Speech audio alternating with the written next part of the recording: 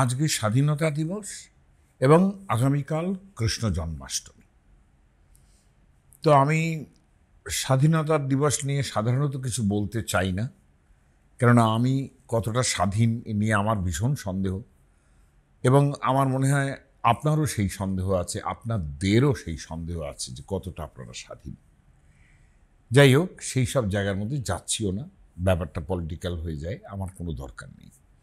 কিন্তু ঘটনা হচ্ছে স্বাধীনতার পরের দিন জন্মাষ্টমী, আমার আকর্ষণ এইটার উপরে অনেক বেশি। কৃষ্ণ জন্মাষ্টমী নিয়ে আমি আগে বলেছি, তো আমি ভেবেছিলাম তবুও আমি কংস নিয়ে বলতে চেয়েছিলাম, কৃষ্ণ নিয়ে বলতে চেয়েছিলাম। তার মধ্যে দেখলাম যে স্বাধীনতা দিবসে যেটা আমাদের সবচেয়ে বড় প্রাপ্তি, স্বাধীনতা দিবস তো একটা ঠিক আছে, স্বাধীনতা পাওয়ার সঙ্গে সঙ্গে আমরা শাসনতন্ত্র গঠন করতে পারিনি, তার জন্যে আরও একটু সময় অপেক্ষা করতে হয়েছে।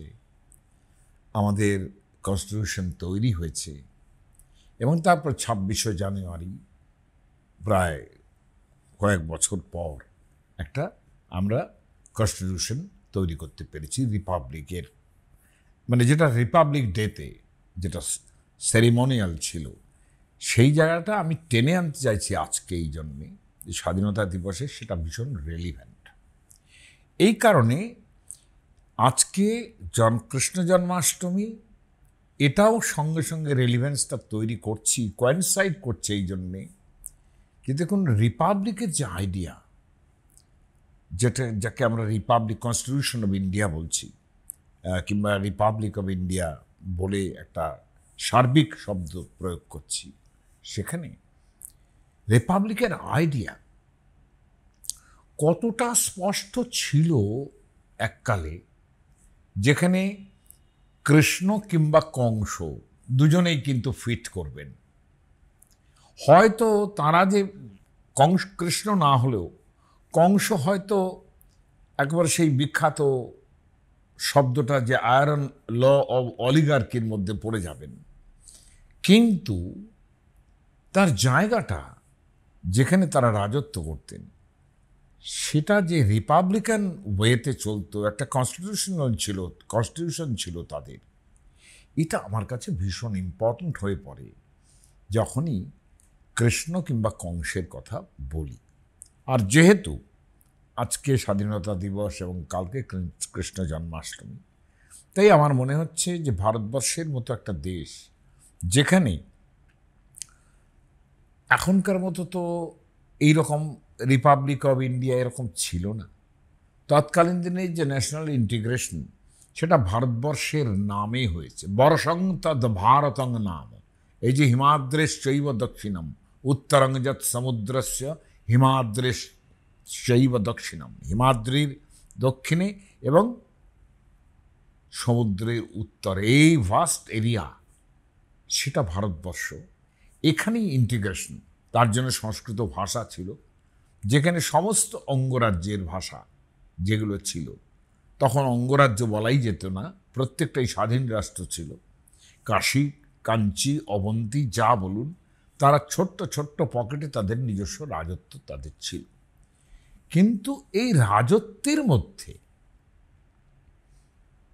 একটা ভাগ ছিল, যেমন আমরা রাজতন্ত্র বলি, সেরকম রাজতন্ত্র ছাড়াও আরও কতগুলো তন্ত্র, মানে যেটা রাজ্য চালানোর একটা উপায়, যেটা কনস্টিটিউশনাল হেডকে দিয়ে ঠিক হয় কিংবা রাষ্ট্রের হেডকে দিয়ে ঠিক হয়, সেই রকম কিন্তু একটা বৈচিত্র্য ভারতবর্ষের মধ্যে ছিল, যাদের বলা হয়েছে দ্বৈরাজ্য, বৈরাজ্য, স্বরাজ্য। হ্যাঁ, এই ধরনের শব্দগুলো ঐতরেয় ব্রাহ্মণে পাওয়া যাচ্ছে। সাম্রাজ্য তো একটা কথাই আছে। হ্যাঁ, এখন এই শব্দগুলোর তাৎপর্য নিয়ে আজকে আলোচনা করার জায়গা নয়। আমি শুধু এটা বলছি যে গণরাষ্ট্র, একটা গণতন্ত্র, তার আইডিয়া কিভাবে আমাদের দেশে অন্তত কিছু ছোট্ট ছোট্ট পকেটে তৈরি হয়েছিল, এটা দেখার বিষয়। এবং সেখানে কৃষ্ণ সেই গণতন্ত্রের জাতক, কৃষ্ণ সেই রিপাবলিকের জাতক, এবং বুদ্ধও সেই রিপাবলিকের জাতক। তার দুটি মহান মানুষ, গ্রেট বলা উচিত, খ্রিস্টপূর্ব শতাব্দীতে যাদের নাম জানি, তারা রিপাবলিকে তাদের জন্ম হয়েছিল। এইটা দেখার বিষয়। এখন এইখানেই কিন্তু রিপাবলিকের ভাবনাটা তৈরি হয়। দেখুন, রাজা বা রাষ্ট্রের যে স্বরূপ এবং সত্তার মধ্যে, রাষ্ট্রের সত্তার মধ্যে সবচেয়ে বিতর্কিত কিন্তু এই শব্দটা, যাকে আমি গণতন্ত্র বলছি বা রিপাবলিক বলছেন জয়সওয়াল, কেপি জয়সওয়াল।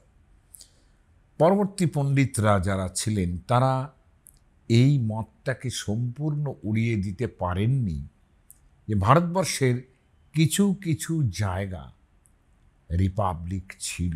এমনকি পরবর্তী পণ্ডিতদের মধ্যে যারা জয়সওয়ালের একটু বিরোধী। জয়সওয়াল বিরোধী কেন? জয়সওয়াল একটু ন্যাশনালিস্ট মানুষ ছিলেন। পাটনায় তিনি থাকতেন এবং তার যেটা তিনি এই প্রপোজ করেছিলেন তার বইয়ের মধ্যে, Republican idea of Buddha states অথবা কৃষ্ণ কিংবা তাঁদের যে স্টেট, এটা তৎকালীন দিনে সাড়া ফেলে দিয়েছিল। কিন্তু তাকে প্রতিবাদ করার মানুষ তো ছিলেন, বিশেষ করে ন্যাশনালিস্ট হলেই তার প্রতিবাদটা প্রায় সঙ্গে সঙ্গে আরম্ভ হয়ে গেছে এবং তা ম্যাচিওর করতে একটু সময় লেগেছে। যারা বামপন্থী ছিলেন তারা ছাড়া আরও অনেকেই ন্যাশনালিস্ট আইডিয়াকে একটা উড়িয়ে দেওয়ার একটা ভাবনা সবসময় থাকে। কিন্তু সেই লোকেরাও, জয়সওয়াল বিরোধী মানুষরাও এটা বলতে বাধ্য হয়েছেন যে বেদিক গণ মানে গণতন্ত্র, তন্ত্র বলছেন না, বেদিক গণ শব্দটা পাওয়া যায় বেদের মধ্যে, was probably another primitive tribal democracy। এটা কি শব্দটা ভাবা যায়? Tribal democracy. ওরা তো যেমন এখন আমাদের ট্রাইবের ধারণা হয়েছে, those tribes are all scheduled, কিন্তু তখনকার দিনে বৈদিক কালে, হ্যাঁ, যে বিশ্বামিত্রস্য এরকম একটা তৃণস্কন্দস্য নুবিশ, এই যে জায়গাগুলো, এক একটা জায়গা বিশপতি কিংবা মানে রাজা, এই যে শব্দগুলো, এখানেও তারা ক্ল্যান হিসেবে থাকলেও তাদের বলা হচ্ছে যে ভেদিক গণ ওয়াজ probably another primitive tribal democracy. আরও লক্ষণীয় যে এটা কি ভাবতে পারেন যে সেই কালে আমাদের যে দেবতাদের রাজ্য, এত দেবতা আমাদের, সেখানেও গণপতি বলে একটা শব্দ রয়েছে। গণপতি, গণেশ, মহেশং গণেশম শিব, তিনিও কিন্তু গণপতি, গণাধিপতি। তাহলে এই গণাধিপতি গণ, এই ব্যাপারটা কিন্তু কোন কাল থেকে চলছে, এটা আমাদের মডার্নিটি কিনা আপনারা ভেবে দেখবেন। হ্যাঁ, এখন বুদ্ধের সময় তার যে গণরাষ্ট্রগুলি, যেগুলো তার যে গঠন এবং প্রতিষ্ঠা, সেগুলো এতই সুচারু যে পূর্ববর্তী বৈদিক কালে ছোট ছোট গণরাজ্য আমরা অস্বীকার করতে পারি না। কেননা ওখান থেকে সূত্র ধরেই হয়তোবা বুদ্ধের সময়ে বুদ্ধের পিতা কিংবা তাঁর যারা ছিলেন ব্রিজি, লিচ্ছবি, এইসব যে জায়গা, তারা গণরাষ্ট্রের ধারণা তৈরি করে ফেলেছিলেন। এরা যে সব শব্দ দিয়েছে, বিশেষ করে ঐতরেয় ব্রাহ্মণ, যা খ্রিস্টপূর্ব ১৫০০ বছর আগে লেখা, আজকে 2025-এর সঙ্গে ১৫০০ মিনিমাম যদি যোগ করেন, তাহলে সেই সময় তারা কতগুলি রাষ্ট্রের প্যাটার্নের উল্লেখ করছেন। বলছেন সম্রাট, সাম্রাজ্য, রাজ্য, রাজা, হ্যাঁ, সম্রাট, সাম্রাজ্য, এবং সেটা তাদের যে সমস্ত অনেকে দেখিয়েছেন পণ্ডিতরা, যে আমাদের যে স্যাক্রিফাইসগুলো হতো, মানে অর্থাৎ যজ্ঞগুলো যে হতো, সেই যজ্ঞের মধ্যে কিন্তু পলিটিক্স আছে। বলছেন কীরকম যজ্ঞ? শতপথ ব্রাহ্মণ বলছেন, রাজা বৈ রাজসূয়েন ইষ্টা ভবতি সম্রাট বাজপেয়ীন। রাজসূয় যজ্ঞ করলে তবে রাজা হওয়া যায়। তার মানে যজ্ঞের সঙ্গে একটা পলিটিক্যাল ডাইমেনশনও কিন্তু যুক্ত রয়েছে। হ্যাঁ, সম্রাট, যদি সম্রাট হতে চাও তাহলে বাজপেয় যজ্ঞ করো। আপনারা অশ্বমেধের কথা তো অবশ্যই জানেন, যেটা সমগ্র পৃথিবী এবং ঐতরেয় ব্রাহ্মণের মধ্যেই যে সমুদ্রান্তা পৃথিবী, সমুদ্র পর্যন্ত যার রাজত্ব, যার মানে ফুল ইম্পেরিয়াল ইউনিটি যেখানে হয়ে গেছে, সেটাকে বলা হচ্ছে সার্বভৌম। এটা কি ভাবা যায়? আমরা আজও সার্বভৌম রাষ্ট্র কিন্তু কথাটা বলছি, কিন্তু কথাটা ঐতরেয় ব্রাহ্মণের মতো গ্রন্থ, ওই রকম ১৫০০ বছর খ্রিস্টপূর্বের গ্রন্থে পাওয়া যায়। এটা কি কম হলো? সার্বভৌম শব্দটাও এই অর্থে যার সমুদ্রান্তা পৃথিবী যার দখলে। তাহলে এটা এই দিকটি থেকে রিপাবলিকের ভাবনাটা ভাবা উচিত, যেহেতু ওই যে সম্রাট, স্বরাজ, স্বরাজ্য, একরাজ্য, দ্বৈরাজ্য দুজনে মিলে রাজত্ব করছেন। নেপালে ছিল, নেপালে কর্পূরী ঠাকুর এবং এই যে ঠাকুরি বংশ, এবং আরও একটা কর্পূরী ঠাকুর নাই হোক, ঠাকুরি বংশ এবং আর একটা কি, তারা মিলে একটা দ্বৈরাজ্যের, মানে দুজনে মিলে রাজত্বটা চালাচ্ছে, এই রকম একটা ভাবনা ছিল। কিভাবে চালাতো তা ভাবতে হবে। হ্যাঁ, এবং এই যে সঙ্গে, এর সঙ্গে ভোজ্য, ভ ঔকার বর্গীয় জয় জফলা, ভোজ্য, বৈরাজ্য, অর্থাৎ যার থেকে আমরা পাই বিরাট। তার মানে এমনও হতে পারে যে বিগত রাজা যস্য, হ্যাঁ, বিচ্ছিন্ন রাজা যেখানে, অর্থাৎ রাজা সেখানে নেই। এটা কি কল্পনা করা যায়? ভাবা যায় কি যে রাজা নেই, তাহলে কারা আছে যারা রাজত্ব করছে? জৈন আচারাঙ্গ সূত্র, সেখানে অরায়ানি বা অরায়ানি, মানে আমরা অনেক সময় রাজা বলতে রায় বলেছি, রাই এখনো শব্দটা চালু আছে, তাই না? তাহলে এই যে রাজা, আর জৈন পালিতে এটা যে রায়া, এই যে শব্দটা অরায়ানি বা, এরকম রাজ্য অনেকগুলি যেটা এখানে রাজা নেই, অর্থাৎ তার মানে রাজতন্ত্র নেই। গণরায়ানি বা এবং গণরাজ্য, এই শব্দটা জৈন আচারাঙ্গ সূত্রেও কিন্তু রয়েছে, গণ দিয়ে। কাজে এখানে প্রফেসর জয়সওয়ালই একমাত্র ব্যক্তি নয় যেখানে তিনি কি করছেন, একটা যুক্তিগ্রাহ্য ব্যাখ্যা দিচ্ছেন, যে যুক্তিটা এতটাই ভালো মতো আছে যে পরবর্তী পণ্ডিতরা সেটাকে পুরোপুরি অস্বীকার করতে পারছেন না। এবং এই খ্রিস্টপূর্বে, এবার ইনিশিয়েট করি আমাদের কথাটা, যে এই খ্রিস্টপূর্ব শতাব্দীতে ঐতরেয় ব্রাহ্মণের মধ্যে প্রথম ভৌজ্য রাজতন্ত্রের কথা বলা হচ্ছে।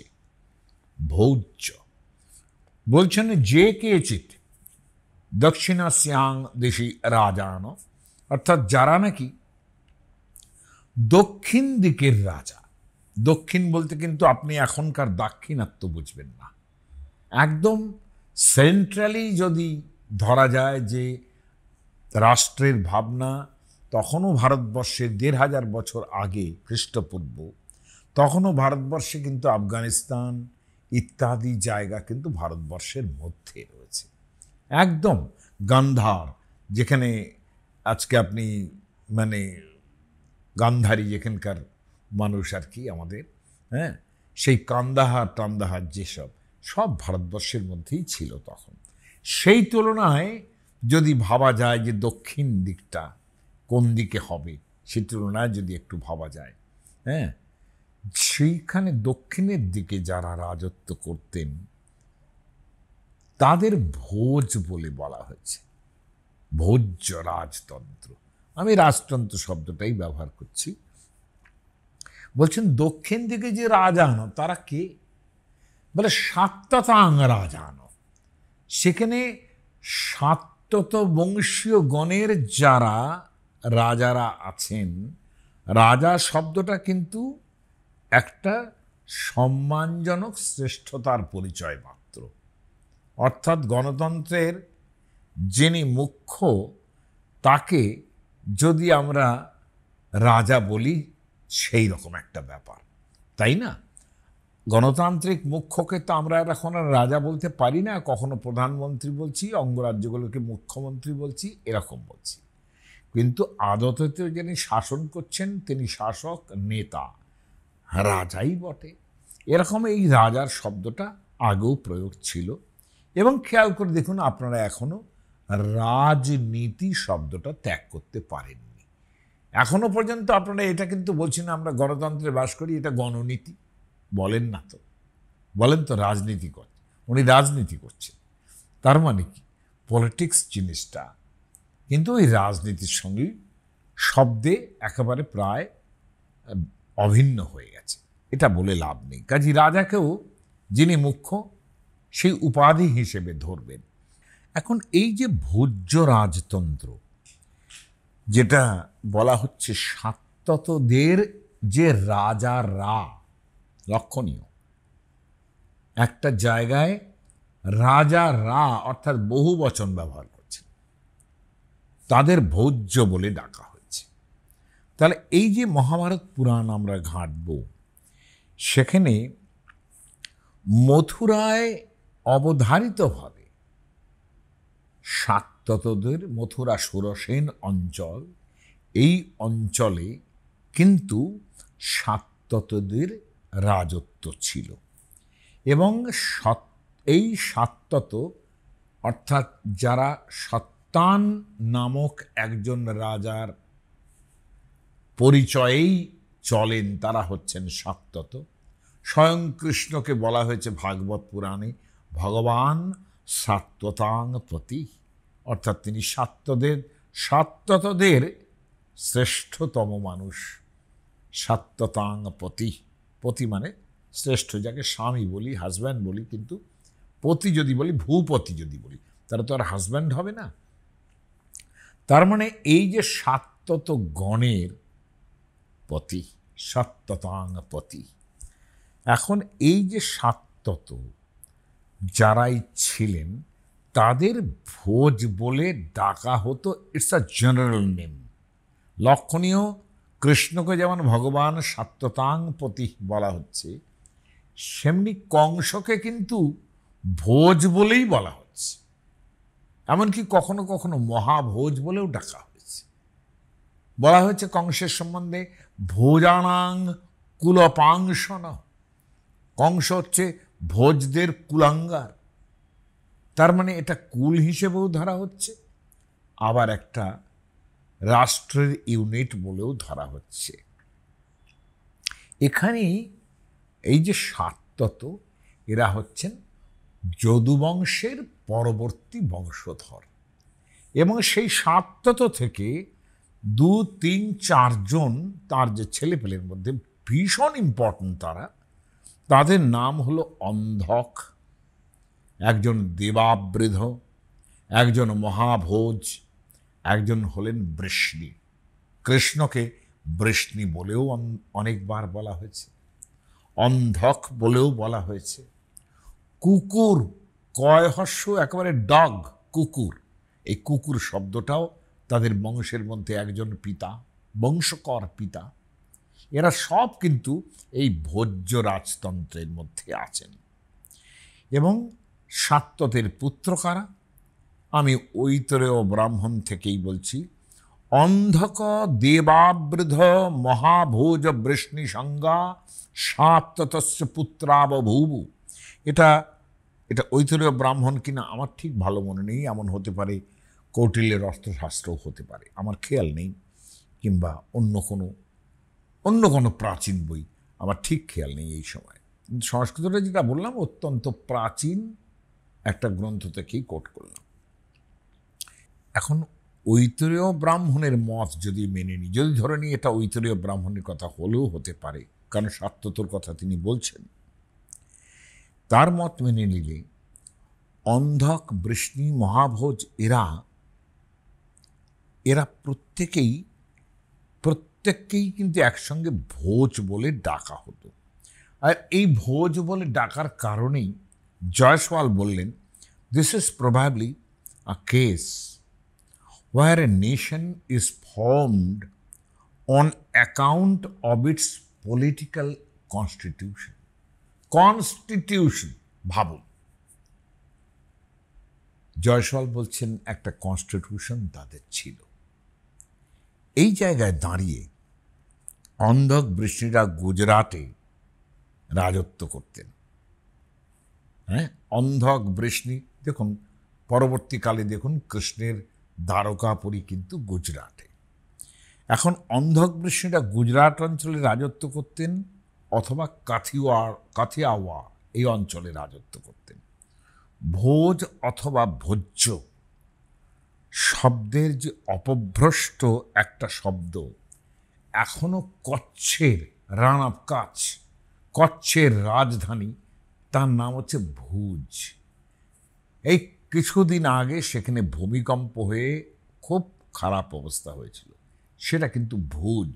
মনে রাখুন, ভোজ শব্দটা আমরা উচ্চারণ করেছি, সে শব্দটার রেলিক্স কিন্তু এখনো রয়ে গেছে, ভুজ।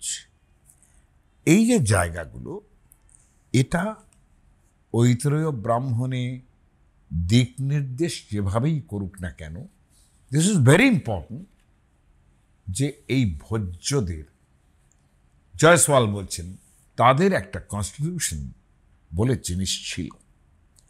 হ্যাঁ, পরবর্তী সময়ে গণরাষ্ট্র এবং রিপাবলিকের প্রসঙ্গে অন্ধক বৃষ্টিদের কথা অনেক বলা যাবে, আমি এখন সেসবের মধ্যে যাচ্ছি না। কিন্তু ভোজ্য শাসনতন্ত্রের মধ্যে হয়তো এমন হতে পারে যারা কুলপুত্র, অর্থাৎ অনেকগুলি বংশের প্রধান, তারা রাজত্ব করতেন। Might be a sort of oligarchy. Oligarchy থেকে গণতন্ত্রে যেতে বেশি সময় লাগে না, কেননা তৎকালীন দিনে পুরো একেবারে সবাই মিলে ভোট দিয়ে তারপরে একজনকে দাঁড় করাবে, এই কনসেপ্টটা আপনি খ্রিস্টপূর্ব ১৫০০ বছর আগে এটা কল্পনা করার উচিত নয়। কিন্তু এটা ঠিক যে অনেকগুলি বংশের একটা প্রধান, তাকে যদি একটা প্রধান বলে মেনে নিই, তাহলে তো অনেকগুলি বংশ একজনকে মেনে নিচ্ছে। হয়তো সেই রকম বৃষ্ণি, যার জন্য অনেককেই বৃষ্ণি বলা হচ্ছে। কেন কৃষ্ণকে বৃষ্ণি বলা হচ্ছে? তিনি বৃষ্ণি ছাড়াও অন্য বংশেও কুকুর বংশেও জন্মাতে পারেন, তাকে বৃষ্ণিও বলা হচ্ছে, অন্ধকও বলা হচ্ছে, এবং ভোজও বলা হচ্ছে। যেমন কোথাও কোথাও কংসকে ভোজ বলা হচ্ছে। এরকম ধরনের শব্দগুলো কিন্তু খুব ইন্টারচেঞ্জিং শব্দ। এবং স্বরাজ্য কথাটা যেটা আছে, স্বরাজ্য শাসনতন্ত্র সম্বন্ধে ঐতরেয় ব্রাহ্মণ বলছেন যে পশ্চিম দিকে নিচ্চ এবং অপাচ্য দেশের রাজারা স্বরাজ্য শাসন ভোগ করতেন। স্বরাজ্য, দন্তস্বয় বয়, যে শব্দটা এখনো আপনারা বলেন স্বরাজ, আমি যার জন্য আজকে স্বাধীনতা দিবস এই কথাটা বলতে আরম্ভ করেছি, যে স্বরাজ এই কথাটা তো চলে। তা স্বরাজ্য বলে ঐতরেয় ব্রাহ্মণে একটা কনসেপ্ট আছে, যেখানকার শাসনতন্ত্র কীরকম বলছেন, পশ্চিম দিকে নিচ্চ এবং অপাচ্য দেশের রাজারা স্বরাজ্য শাসন ভোগ করতেন এবং তাদেরই যিনি অধিপতি তাদের স্বরাট বলা হতো। জয়সওয়াল বলছেন যেটা, যে নিচ্চ জায়গাটা হচ্ছে সিন্ধু নদীর মুখে অবস্থিত, অর্থাৎ ওপর দিকটায় অবস্থিত যে নিচু জায়গাগুলো, হিমালয়ের কোলের মধ্যে যে নিচু জায়গাগুলো, এবং অপাচ্য ঠিক তার ওপরেই আর একটু উঁচু জায়গা। তাহলে ভাবুন, এইসব জায়গা যে লোকগুলো সপ্তসিন্ধুর অঞ্চলে ছিল, সেই জায়গাটাই কিন্তু নিচ্চ এবং অপাচ্য এইটা বলে বলা হচ্ছে। এবং এই দেশের রাজারা বলা হচ্ছে স্বনির্ভর এবং আত্মগুণ সম্পন্ন, সমান গুণসম্পন্ন কতগুলি উত্তম ব্যক্তি। তার মানে আমার ধারণা, এক একটা বংশের এক একটা প্রধান উত্তম ব্যক্তি, তাদের মধ্যে যিনি সর্বোত্তম, অর্থাৎ তাদের মধ্যেও যিনি সর্বশ্রেষ্ঠ, তাকে ওনারা বলছেন জ্যেষ্ঠ। অর্থাৎ আমরা যেমন ভাইদের মধ্যে জ্যেষ্ঠ ভাই, জ্যেষ্ঠ ভ্রাতা যেরম বলি, তাকে বলা হচ্ছে জ্যেষ্ঠ। এবং তিনি কীরকম? সাধারণ মানুষের দ্বারা নির্বাচন এবং মনোনয়নের ভিত্তিতে তারা রাজ্যের শাসক সিলেক্ট করত।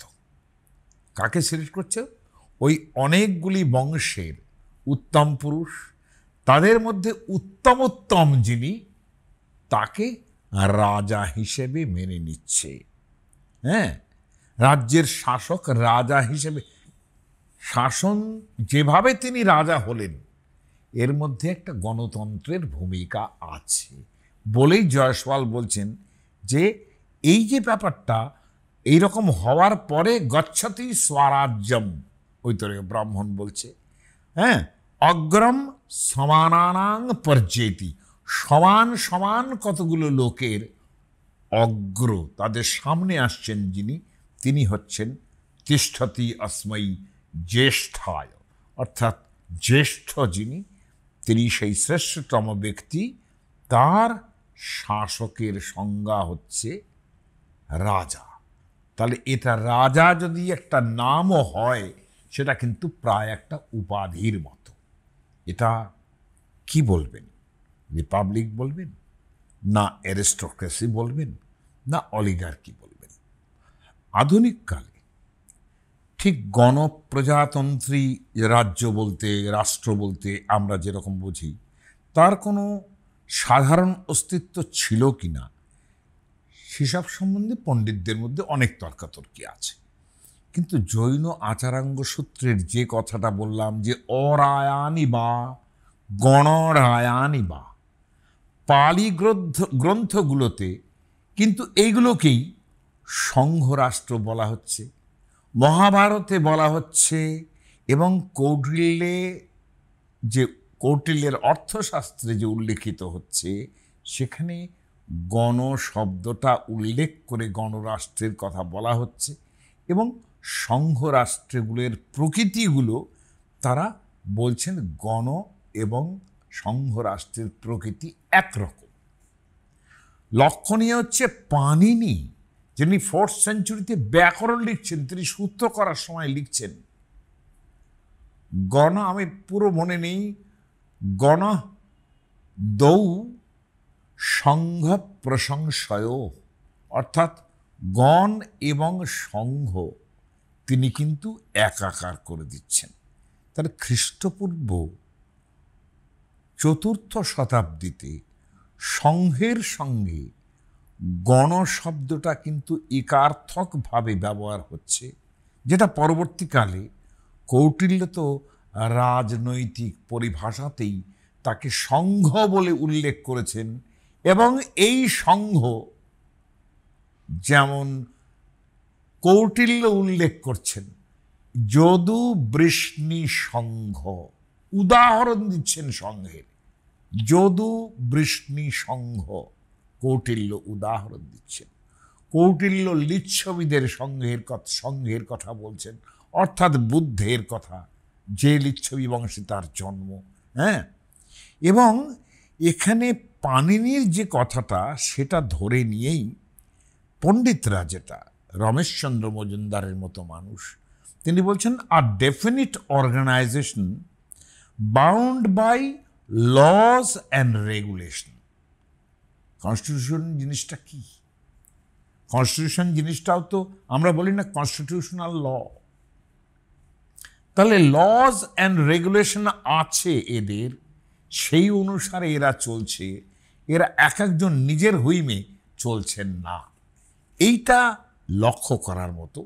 এবং সংঘ এবং গণশব্দের অর্থ যেটা, সেটা ডিয়ার ভান্ডারকার্ক, মহাপণ্ডিত মানুষ, তিনি জয়সওয়ালকে অনেক জায়গায় কাউন্টার করেছেন, কিন্তু তিনি পর্যন্ত বলছেন যে গণ কিংবা সংঘ হচ্ছে আ combination of individuals formed for a definite object. তার মানে এমন কিছু কাজ যেগুলো করার জন্যে এরা একত্র হয়েছে। আমরাও গণতন্ত্রেই কিন্তু একটা মুখ্য উদ্দেশ্য নিয়ে একটা একত্র হই, যার জন্যে গণতন্ত্রে ভোটের আগে দেখবেন ইস্তেহার দেয়, আমরা এই এই এই এই করতে চাই, এবং পরবর্তী ভোটের সময় তখন মিলিয়ে দেখে বিরোধীরা যে ওই ইস্তেহার অনুসারে উনি কি করেছেন। তার মানে একটা combination of individuals form for a definite purpose, এটা ভীষণ ইম্পর্ট্যান্ট। এবং এই সংঘ থেকেই পরবর্তীকালে আরও যে কতগুলো সংঘের কথা পাওয়া যাচ্ছে, যেটা পাণিনিতে আয়ুধজীবী সংঘ, অর্থাৎ যারা রাষ্ট্রের উদ্দেশ্যটাকে সবসময় একটা মার্শাল উদ্দেশ্য, মানে মার কাট কাট করেই থাকে, এইটাই তাদের ল, সেইভাবেই থাকবে। তাদের কিন্তু আয়ুধজীবী, অর্থাৎ আয়ুধ মানে অস্ত্র, অস্ত্রের উপরেই তারা থাকবেন। অনেক পণ্ডিত বলেছেন না, আয়ুধজীবী সংঘ এরা হচ্ছে সর্ট অফ মার্সেনারি, যারা কৌটিল্যের অর্থশাস্ত্র, তারা বলছেন যে মানে বার্তা শাস্ত্র উপজীবী, অর্থাৎ কখনো কখনো যারা কৃষি, পশুপালন এবং বাণিজ্য করছেন, সময় মতো তারা আবার তৈরিও হচ্ছেন, যুদ্ধ করার জন্যও প্রস্তুত থাকেন, তারা ভাড়াটে সৈন্য হিসেবে অন্য জায়গায় কাজ করেন। এরকম ধরনের কিন্তু কৌটিল্য বলছেন, সেটা সংঘ শব্দ উল্লেখ করেই বলছেন। কিন্তু কৌটিল্যের সঙ্গে এটাও সঙ্গে সঙ্গে মানতে হবে যে এই যে আয়ুধজীবী সংঘ, যাদের ক্রিয়াকলাপ কিংবা শাসন ব্যবস্থা, সেটা কি বলছেন, যে দোজ রিপাবলিক্স, বলছেন কিন্তু তিনি হয়তো জয়সওয়াল, মহাপণ্ডিত মানুষ, কিন্তু বইটা পড়ে দেখবেন একবার। তিনি বলছেন those republics which considered military art as the vital principle of their constitution.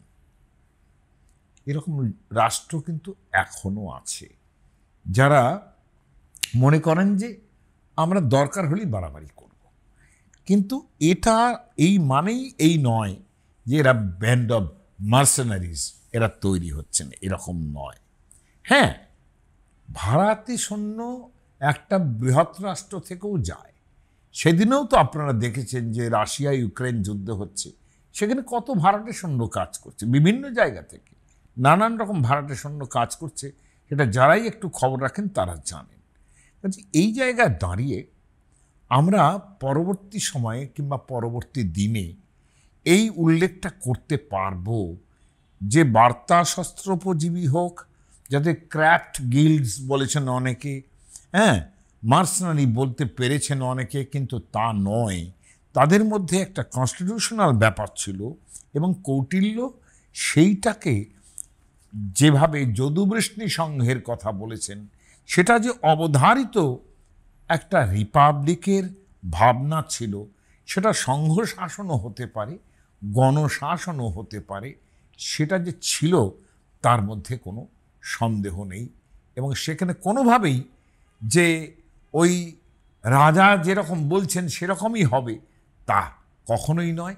যখন মিটিং বসছে, সেখানে মিটিং হয়ে ঠিক হচ্ছে, সেখানে যেখানে অধিকাংশ লোক কি বলছে সেই অনুসারে আমরা কি কাজ করব না করব সেটা ঠিক হচ্ছে। এই জায়গায় দাঁড়িয়ে এই যে রিপাবলিকান অ্যাটিচিউড, এইটা আমার কাছে ভীষণ ইম্পর্ট্যান্ট।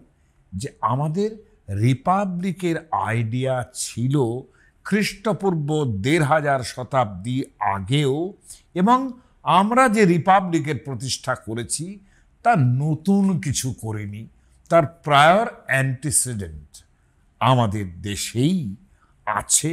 এবং এতটাই আমরা কিন্তু পলিটিক্যাল ভাবনার দিকে এতটাই উন্নত ছিলাম বলে আমরা গর্ববোধ করছি।